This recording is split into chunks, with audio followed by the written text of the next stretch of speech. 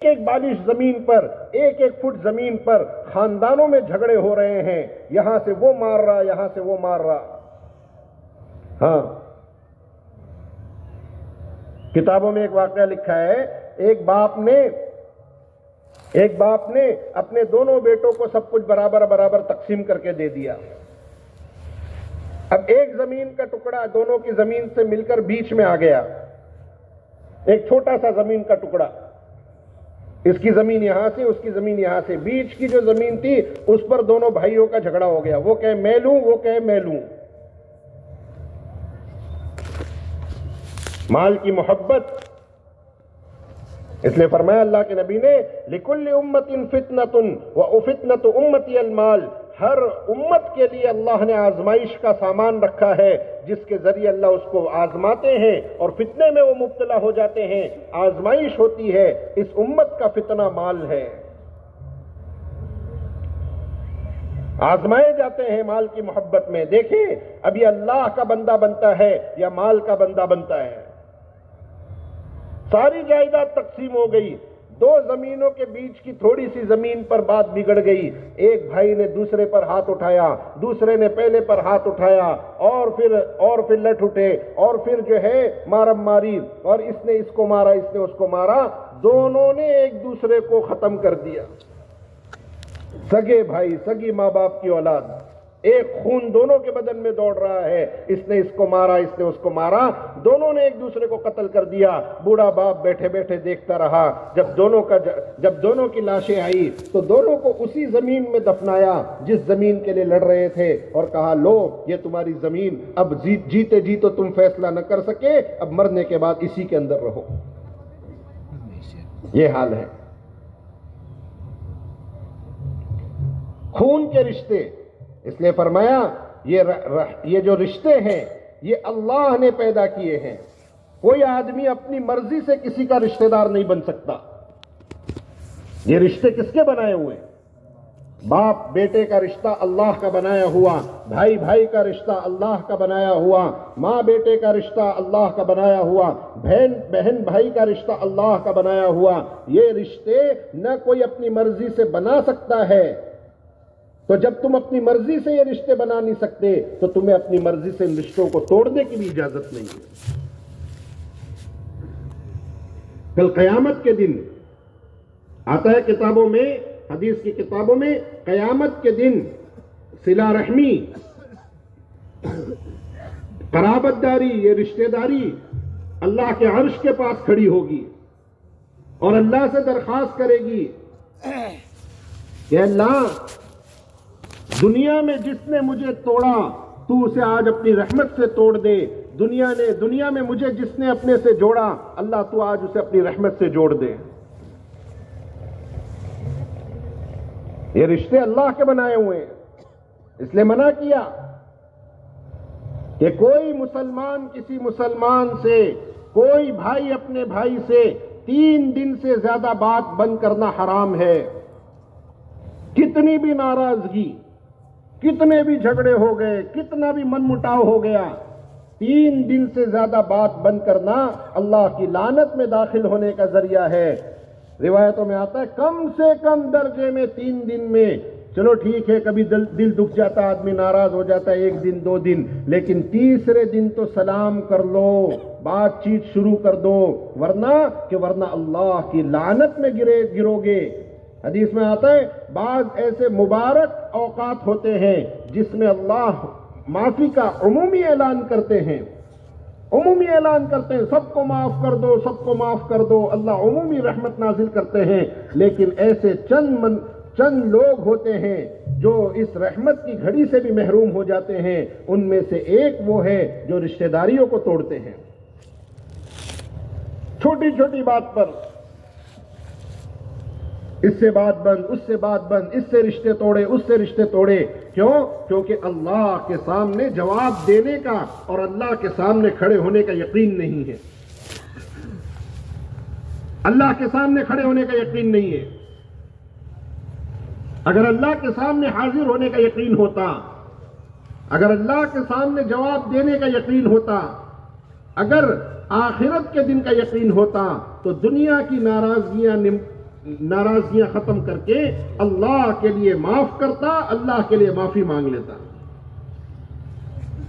ہاں، اللہ کے لیے معاف کرتا، اللہ کے لیے معافی مانگ لیتا.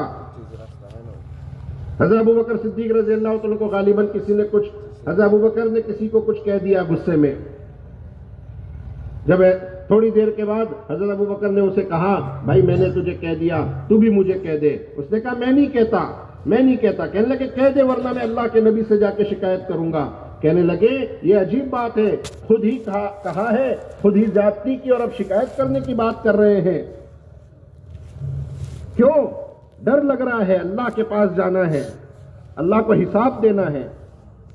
ایک لقمہ کھا لیا مشکوک، حرام بھی نہیں، جس میں شک شبہ تھا، وہ لقمہ بھوک کی شدت کی وجہ سے ان کا غلام لے کر آیا اور بغیر پوچھے کھا لیا. اور کھانے کے بعد پوچھا یہ کس کی کمائی ہے؟ کہنے لگے کہ میں زبان جاہلیت میں کوئی رقیہ وغیرہ کرتا تھا، تعویذ گنڈے کرتا تھا، اس کے بدلے میں آج انہوں نے مجھے کچھ کھانا دیا ہے. فوراً جیسے ہی احساس ہوا کہ تو شک و شبہ کی کمائی ہے، اس لقمے کو نکالنے کے لیے کوشش کرنے لگے. بھوک کی شدت میں کھایا وہ لقمہ پیٹ کی گہرائی میں چلا گیا، وہ نکل نہیں رہا. تو پھر پانی پی کے بڑے بڑے پیالے منگائے، پانی پیتے رہے اور انگلی ڈال کر قے کرتے رہے، الٹی کرتے رہے. وہ ایک لقمہ جب بہت قے کرنے کے بعد باہر نکلا، لوگوں نے کہا حضرت اس ایک لقمے کے لیے آپ نے اپنی جان کو اتنا ہلکان کیا. کہنے لگے ہاں، اگر میری جان کے ساتھ، میری روح کے ساتھ بھی یہ لقمہ نکلتا تو میں نکالتا. کیونکہ میں نے اپنے حبیب حضرت محمد صلی اللہ علیہ وسلم سے سنا ہے کہ ایک لقمہ جو حرام کا پیٹ میں جائے گا اور بدن کا جو گوشت اس حرام لقمے سے بنے گا وہ جہنم میں جلے گا. آخرت کا جس کو خیال ہوگا، اللہ کے سامنے کھڑے ہونے کا جسے احساس ہوگا، وہ تو دنیا میں ایسے ڈر کر زندگی گزارے گا. اور جس کو اللہ کا خیال نہیں، جس کو آخرت کا تصور نہیں، جس کو اللہ کے سامنے جانے کا استحضار نہیں، وہ دنیا میں بے قابو ہو کر، بے لگام ہو کر اور وہ بالکل آزاد ہو کر زندگی گزارے گا. اسلام آزادی کا نام نہیں، اسلام پابندی کا نام ہے. اسلام اللہ کے حکموں پر اپنے آپ کو قربان کرنے کا نام ہے، اللہ کی مرضیات میں اپنے آپ کو سپرد کر دینے کا نام ہے. حضرت عبد الرحمن ابن عوف رضی اللہ تعالیٰ عنہ کو اللہ نے مال دیا، اتنا مال دیا. کتابوں میں لکھا ہے کہ جب حضرت عبد الرحمن ابن عوف رضی اللہ تعالیٰ عنہ کا انتقال ہوا تو اس وقت جو انہوں نے سونا چھوڑا تھا وہ اتنا زیادہ تھا کہ لوگوں نے کلہاڑوں سے سونا کاٹا. کلہاڑے چلاتے لوگوں کے ہاتھوں پر چھالے پڑ گئے، لیکن وہ سونا ٹوٹا نہیں. اتنا سونا.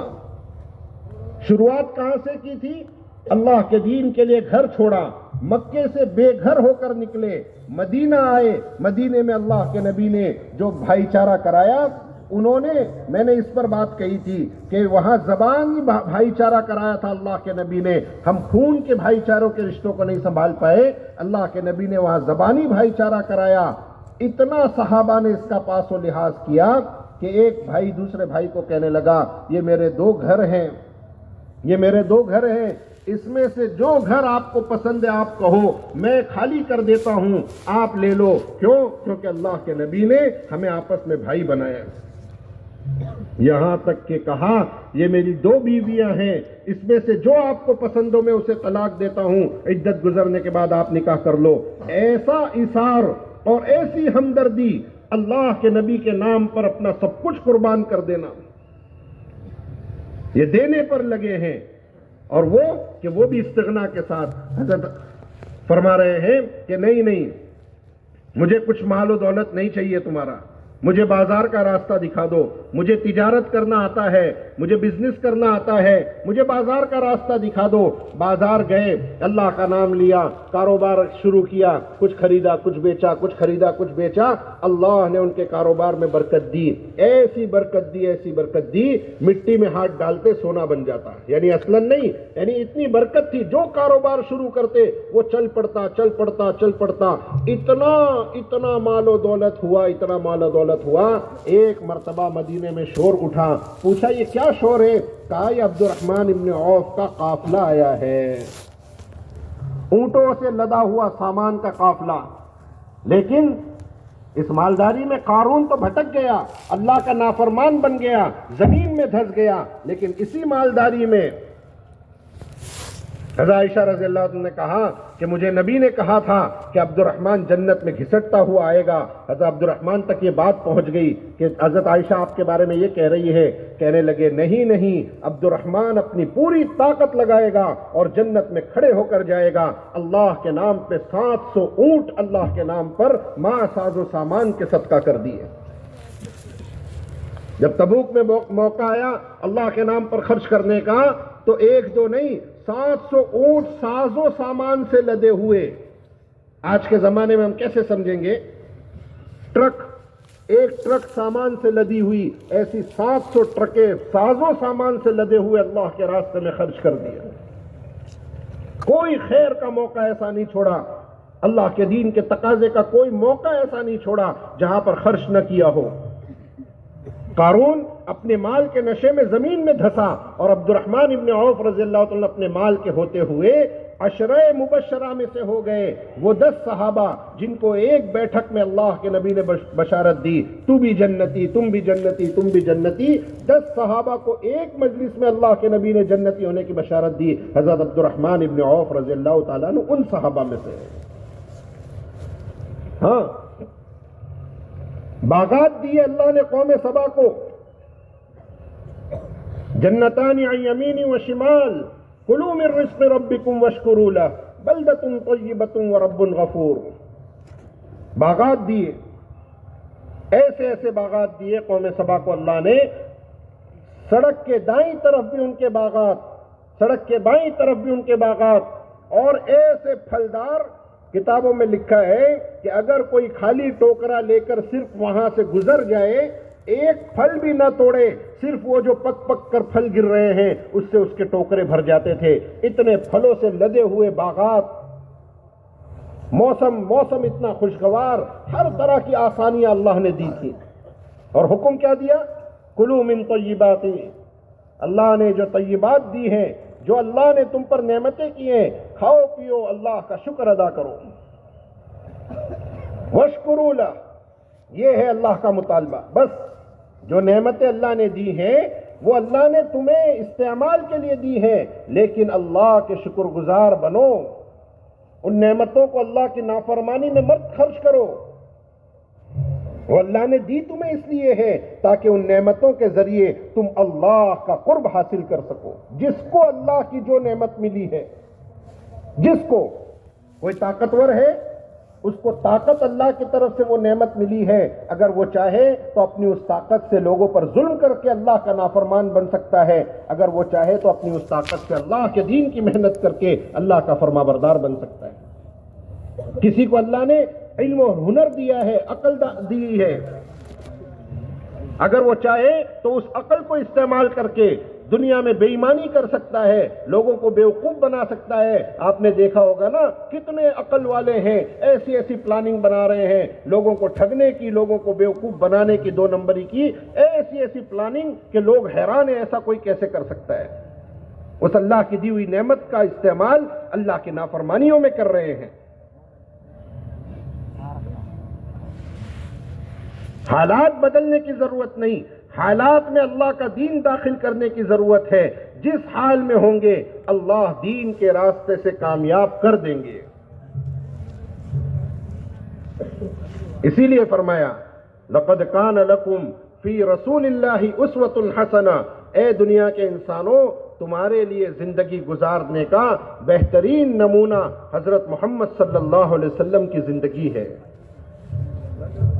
حضور پاک علیہ الصلوۃ والسلام کی تعلیمات قیامت تک کے لیے ہمارے لیے رہبری ہے زندگی کیسے گزارنا، کیونکہ اللہ کے نبی نے زندگی جی کر دکھائی ہے۔ یہی وجہ ہے علماء نے لکھا ہے کہ اللہ نے فرشتوں کو نبی نہیں بنایا، اللہ نے جنات کو نبی نہیں بنایا۔ کیوں؟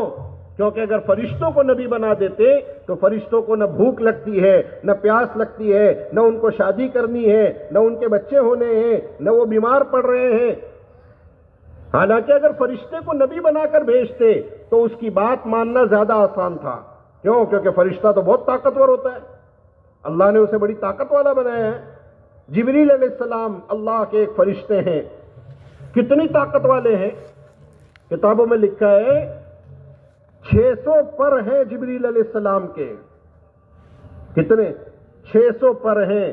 ایک پر کھول دے تو مشرق اور مغرب پوری اس کائنات کو ڈھانپ لے۔ ایک ایک پر میں اتنی طاقت ہے۔ جب قوم سمود کی بستیوں کو اللہ نے ہلاک کرنے کا حکم دیا تو زمین کے نیچے اپنا پر ڈال کر اور اس پوری بستی کو آسمان تک اٹھا کر لے گئے۔ پہلے آسمان کے فرشتوں تک اس بستی کے جانوروں کی آواز پہنچی اور وہاں سے پلٹ کر زمین پر مار دیا۔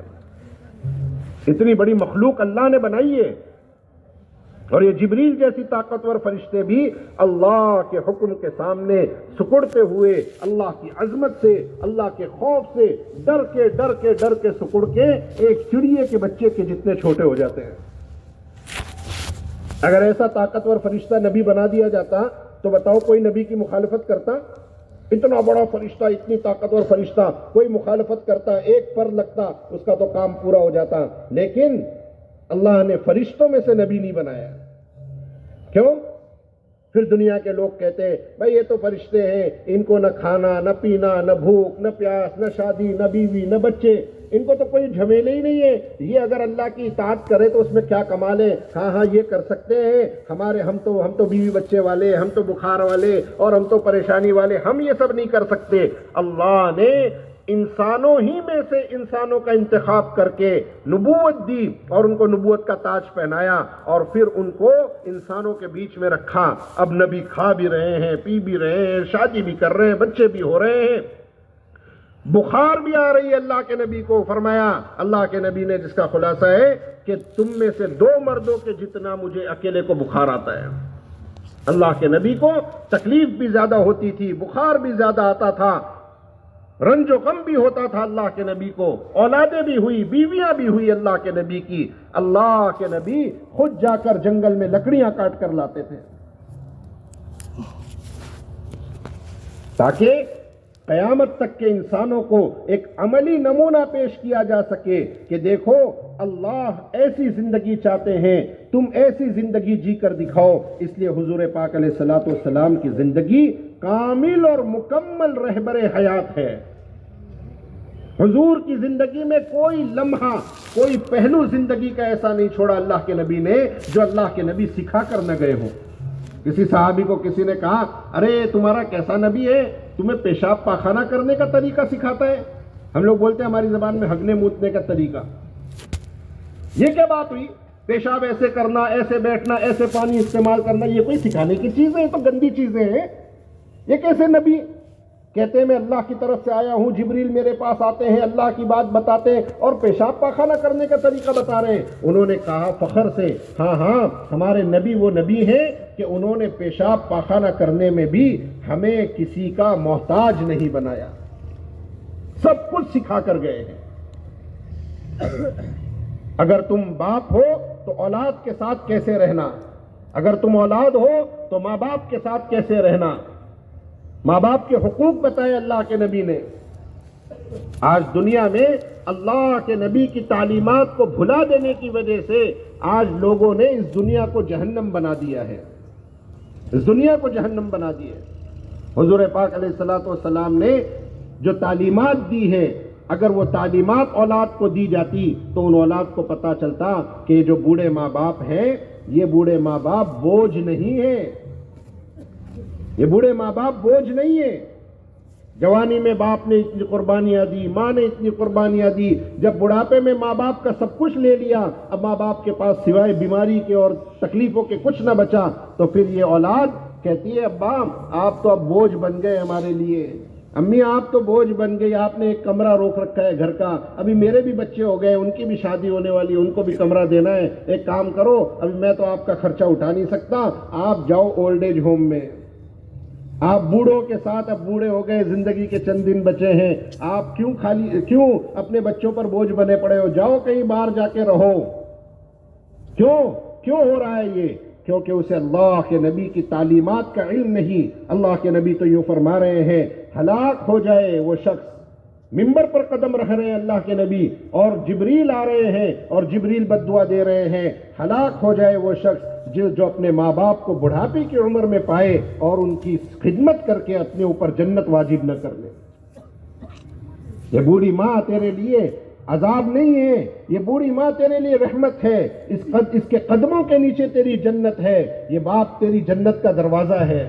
تیرا دل چاہے اپنی جنت کی حفاظت کر، ان کی خدمت کر، ان پر خرچ کر، ان کا ادب کر، ان کا احترام کر، اللہ راضی ہوں گے۔ ماں باپ کا حق بتایا، بیوی کا حق بتایا۔ اللہ کے نبی نے فرمایا کہ بیویاں یہ تمہاری پسلیوں سے پیدا ہوئی ہیں، آدم علیہ السلام کی پسلی سے بنائی گئی۔ علماء کہتے ہیں کہ پسلی ٹیڑھی ہوتی ہے، اسے سیدھی کرنے جاؤ تو وہ ٹوٹ جاتی ہے۔ عورتوں کو اللہ نے نازک ایسا بنایا ہے، ان پر زیادہ سختی کرنے جاؤ گے انہیں بگاڑ دو گے۔ انہیں دل کے قریب رکھو، ان کا حق ادا کرو، وہ اللہ کی طرف سے تمہاری امانت میں دی گئی ہے۔ بند کمرے میں تھپڑ مارنا تو آسان ہے، کوئی نہیں دیکھ رہا، یہ کمزور عورت ہے، یہ میرا کیا بگاڑ لے گی، لیکن اس عورت کا اللہ طاقتور ہے۔ وہ بند کمرے میں تم کسی کی بچی پر کیا ظلم کر رہے ہو، اللہ دیکھ رہا ہے۔ جیسی کرنی ویسی بھرنی، جیسا دوسروں کی بچیوں کے ساتھ کر رہے ہو، اللہ نہ کرے، اللہ نہ کرے، اللہ نہ کرے۔ ظلم آخرت میں بدلہ دینا ہی پڑتا ہے، ظلم پلٹ کر آتا ہے اولادوں پر۔ اللہ نہ کرے، اللہ نہ کرے، کسی کی اولاد پر ظلم کر رہے ہو، تمہاری بھی بچیاں ہیں، تمہاری بچیاں بھی شادی کر کے دوسرے کے گھر جائیں گی، کہیں ایسا نہ ہو کہ تیرا کیا ہوا ظلم تیرے بچوں کے پاس پلٹ کر واپس آئے۔ بیوی کا حق بتایا، اولاد کا حق بتایا۔ اولاد اللہ کی نعمت ہے، اللہ کی امانت ہے، اللہ کے دینے سے ملی ہے۔ اللہ دے، اللہ کہتے قرآن میں، ہم جسے چاہتے ہیں لڑکے ہی لڑکے دے دیتے، ہم جسے چاہتے ہیں لڑکی ہی لڑکی دے دیتے، ہم جسے چاہتے ہیں لڑکا لڑکی دونوں دے دیتے ہیں، ہم جسے چاہتے کچھ نہیں دیتے۔ ایک بیٹی ہو گئی، دو بیٹی ہو گئی، تین بیٹی ہو گئی، چار بیٹی ہو گئی، یہ ساس سسر شوہر میاں بیوی سب مل کر اس عورت پر ظلم کرنے پر تل گئے۔ تجھے ہو کیا گیا، تو بچی دے رہی ہے؟ ارے اس کے ہاتھ میں ہوتا تو وہ اپنی پیدائش روک لیتی، وہ تو اللہ کا نظام ہے، تو اسے کیا ستا رہا؟ تو اللہ پر اعتراض کر رہا ہے۔ اولاد دینے والے اللہ ہیں، اللہ کی نعمت ہے۔ بیٹی کو عذاب نہیں بتایا، بلکہ فرمایا کہ یہ بیٹیاں رحمت ہیں۔ اللہ کے نبی نے فرمایا کسی نے ایک بیٹی کی تربیت کی، دو بیٹی کی تربیت کی، جس نے اپنی تین بیٹیوں کی تربیت کی، ان کی تربیت کر کے اچھی جگہ ان کا نکاح کیا، ان پر ظلم نہیں کیا، انصاف کا معاملہ کیا اور اچھی جگہ ان کا نکاح کر کے ان کو رخصتی کر دی، اللہ اس سے راضی ہو جائیں گے، اللہ اسے جنت عطا فرمائیں گے۔ بیٹیوں کی تربیت پر جنت کی خوشخبری ہے۔ اولاد اللہ کی طرف سے امانت ہے۔ حضور پاک علیہ الصلوۃ والسلام نے بتایا کہ اولاد کے ساتھ کیسے جینا، اولاد کا کیا حق ہے۔ اولاد کا پہلا حق ہے ان کا اچھا نام رکھو، کیونکہ آدمی پوری زندگی اپنے نام سے پہچانا جاتا ہے، قیامت کے دن اپنے نام سے پکارا جائے گا، ناموں کا انسان کی زندگی پر اثر ہوتا ہے۔ فرمایا دوسرا حق کہ اپنی اولاد کو اللہ کا دین سکھاؤ، یہ اولاد کا حق ہے۔ ہم سمجھتے ہیں اولاد کو دکان بنا کر دے دیا، مکان بنا کر دے دیا، میں نے تو اپنی اولاد کا حق ادا کر دیا۔ لوگ کہتے بھی ہیں چاروں بیٹوں کو اپنی اپنی دکان بنا دیا، سب کے اپنے اپنے گھر ہو گئے، میں نے اپنا حق ادا کر دیا۔ نہیں، کل قیامت کے دن کسی ماں باپ سے اللہ اس کا سوال نہیں کرے گا کہ تم نے اپنی اولادوں کو دکان بنا کے دی تھی نہیں بنا کے دی تھی، ڈگریاں دلائی تھی نہیں دلائی تھی۔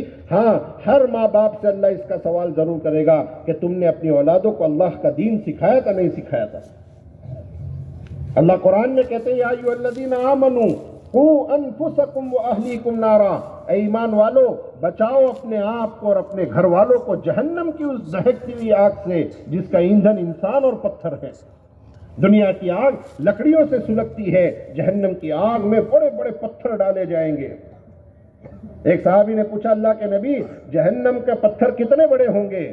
فرمایا ایک پتھر احد پہاڑ سے زیادہ بڑا ہوگا۔ ایک کنکر پتھر نہیں، ایک کنکری جہنم کی احد پہاڑ سے زیادہ بڑی ہوگی۔ ایسی دہکتی ہوئی آگ سے اللہ کے نبی اللہ قرآن میں کہہ رہے بچاؤ اپنے آپ کو اپنے گھر والوں کو جہنم کی آگ سے۔ حضرت علی رضی اللہ عنہ نے تفسیر کی اے علموہ دینہم، اپنی اولادوں کو، اپنی بیویوں کو، اپنے خاندان کو اللہ کے عذاب سے بچانے کا راستہ انہیں اللہ کا دین سکھاؤ۔ اس لیے نظام الدین مرکز سے پورے عالم میں دعوت چل رہی ہے کہ اپنی اولادوں پر رحم کرو، اپنے گھر والوں پر رحم کرو۔ کل قیامت کے دن اگر آج تم نے ان کو تعلیم کے حلقوں میں لے کر نہیں بیٹھے، کل قیامت کے دن یہ اولادیں تمہارا گریبان پکڑیں گی۔ روزانہ تعلیم کے حلقے میں بیٹھے اپنے گھر پر فضائل کی تعلیم، منتخب احادیث کی تعلیم، فضائل اعمال، فضائل صدقات کی تعلیم روزانہ اپنے گھروں میں لے کر بیٹھو۔ اپنے بیوی کو، اپنے بچوں کو، اپنی بچیوں کو ان کے ساتھ بیٹھ کر انہیں اللہ رسول سمجھاؤ۔ یہ کہنا تو بہت آسان ہے، جب بچہ بگڑ گیا، نافرمان ہو گیا، بات نہیں مانتا، ماں باپ پر ظلم کرتا ہے تو ماں باپ کہتے ہیں ارے نکمی اولاد پیدا ہوئی، اس سے اچھا تو مر جانا ہی اچھا تھا، ایک ایسا نالائق ہے، بدتمیز ہے، بے شرم ہے، جو کہنا ہے کہہ لو، لیکن یہ تو سوچو کہ اس کو ایسا بنایا کس نے ہے۔ تم کتنی بار بیٹھے اس کے سامنے، کتنی بار اپنی اولادوں کو لے کر بیٹھ کر جنت جہنم سمجھائی ہے، کتنی بار تعلیم کے حلقوں میں اللہ رسول بتایا ہے، کتنی بار تعلیم کے حلقے میں ثواب اور عذاب بتایا ہے۔ جب تم نے اپنی اولادوں پر محنت کی ہی نہیں ہے، جب ان کو اللہ رسول سمجھایا ہی نہیں، یہ بڑے ہو کر تم پر ظلم کرتے ہیں تو پھر کیوں روتے ہو؟ اس لیے اپنی بیویوں کو، اپنے بچوں کو لے کر بیٹھو، اللہ کی باتیں سناؤ۔ تعلیم کے حلقے میں روزانہ گھر کی تعلیم یہ وہ بنیادی عمل ہے جس کے راستے سے ہمارے گھروں میں دین آئے گا۔ دین صرف مار پیٹ کے راستے سے نہیں آتا، دین محبت کے راستے سے گھروں میں آتا ہے، دین تعلیم کے راستے سے گھر میں آتا ہے، دین عمل کے راستے سے، محنت کے راستے سے گھر میں آتا ہے۔ صحابہ کے گھروں میں جو اعمال ہوتے تھے وہ اعمال ہمارے گھروں میں شروع ہوں، وہ اعمال ہمارے گھروں میں شروع ہوں۔ صحابہ کے گھروں میں قرآن کے سیکھنے سکھانے کا حلقہ لگا کرتا تھا۔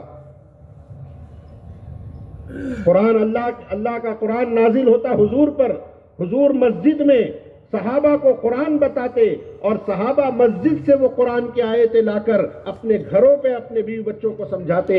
اس طرح مسجد کے ذریعے مرد کی زندگی میں، عورت کی زندگی میں، بچے کی زندگی میں، بچی کی زندگی میں، پورے معاشرے میں 100% اللہ کا دین زندہ ہوتا تھا۔ آج ہم بازار جاتے ہیں، بازار سے گناہ کے سامان لا کر گھر میں دیتے ہیں تو پھر ہمارے گھروں میں بے دینی جنم لیتی ہے۔ صحابہ مسجد جاتے تھے، مسجد سے اعمال لے کر آتے، قرآن لے کر آتے، اپنے گھروں میں ایمان اور اعمال دیتے تھے۔ گھروں میں قرآن کا حلقہ لگانا یہ صحابہ کا وہ قدیم عمل ہے۔ آپ حضرت عمر رضی اللہ تعالیٰ عنہ کا واقعہ نہیں دیکھتے؟ حضرت عمر رضی اللہ تعالیٰ عنہ جب اسلام نہیں قبول کیا تھا تو غصے میں آ کر ایک دن تلوار لے کر نکل پڑے، اللہ کے نبی کے نعوذ باللہ اللہ کے نبی کو قتل کے ارادے سے نکلے۔ راستے میں کوئی ملا، اس نے کہا بھائی کہاں جا رہے ہو؟ کہا نعوذ باللہ اللہ کے نبی کو قتل کرنے۔ کہنے لگے ارے بھائی پہلے جا کر اپنے گھر کی تو خبر لو، پہلے جا کر اپنے گھر کی تو خبر لو۔ یہ دوڑتے ہوئے اپنے گھر پر گئے، دیکھا اندر سے آواز آ رہی ہے، دروازہ پیٹا اور اندر گھسے اور بہن کو اور بہنوئی کو مارا پیٹا، اور پھر جب ان کا جوش ختم ہو گیا اور بہن کو چوٹ لگ گئی اور وہ سارا معاملہ پیش آیا، بہن نے کہا عمر کیا ہمیں اس لیے مار دیتا ہے کہ ہم اللہ کی عبادت کرتے ہیں؟ جا تجھ سے جو ہو سکتا ہے کر، ہم اللہ کے دین کو نہیں چھوڑ سکتے۔ بہن کی استقامت دیکھ کر دل نرم پڑ گیا، پوچھا کیا پڑھ رہے تھے، مجھے بھی بتاؤ. کہنے لگے نہیں تو ناپاک ہے، اللہ کا پاک کلام ہاتھ نہیں لگا سکتے. حضرت عمر نے غسل کیا، اپنی طلب دکھائی اور پھر قرآن کی وہ آیتیں پڑھی. طٰہٰ مَا أَنزَلْنَا عَلَيْكَ الْقُرْآنَ لِتَشْقَىٰ. ایک ایک آیت پڑھتے جا رہے تھے اور اندر سے کفر کی ظلمتیں نکل کر ایمان کا نور دل میں اترتا جا رہا تھا. اور پھر چند آیتیں پڑھ کر کہنے لگے لے چلو مجھے محمد صلی اللہ علیہ وسلم کے پاس، جن کے قتل کے ارادے سے چلے تھے انہی کے قدموں میں جا کر ان کے غلام بن گئے. لیکن اس وقت گھر میں ہو کیا رہا تھا؟ اس وقت گھر میں تعلیم ہو رہی تھی، تعلیم میں قرآن کا حلقہ ہو رہا تھا، قرآن سیکھا سکھایا جا رہا تھا. صحابہ کے گھروں میں قرآن کے سیکھنے کا معمول تھا.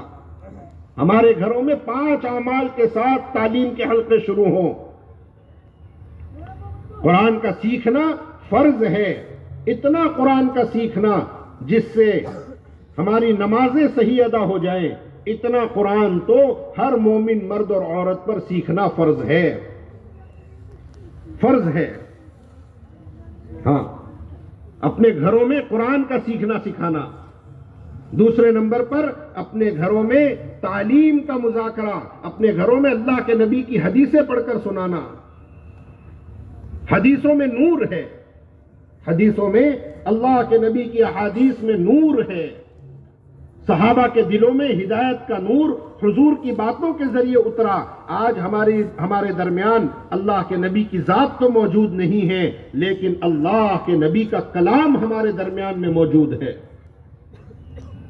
ہمارے تعلیم کے حلقوں میں اور صحابہ کے زمانے میں تعلیم کے حلقوں میں صرف اتنا فرق ہے کہ صحابہ کے زمانے میں جو تعلیم کے حلقے ہوتے تھے اس میں اللہ کے نبی خود موجود ہوتے تھے اور وہ اپنی زبان مبارک سے حدیثیں سنایا کرتے تھے.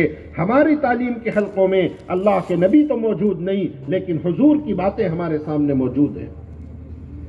جب صحابہ کی زندگیاں حدیثوں پہ سننے سے بدل سکتی ہے، کیا ہمارے خاندان، ہمارے گھر کا ماحول نہیں بدل سکتا؟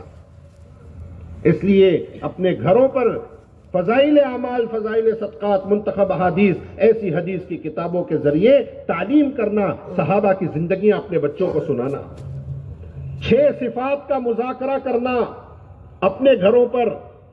یہ 6 صفات جو ہے وہ ہمارے روح کی غذا ہیں. یہ 6 صفات سے آگے بڑھ کر اگر اس کو کہا جائے تو یہ 6 فرائض ہیں. ایمان ایک ایسا فریضہ ہے کہ جس کے بغیر دنیا کی کوئی بڑی سے بڑی نیکی قبول نہیں. ایمان کے بغیر کوئی دنیا کی بڑی سے بڑی نیکی قبول نہیں. یہ ایمان اللہ کے یہاں اعمال کو قبول کرانے کے لیے فریضہ ہے. نماز ایک ایسا فریضہ ہے کہ نماز کے بغیر کوئی دین نہیں.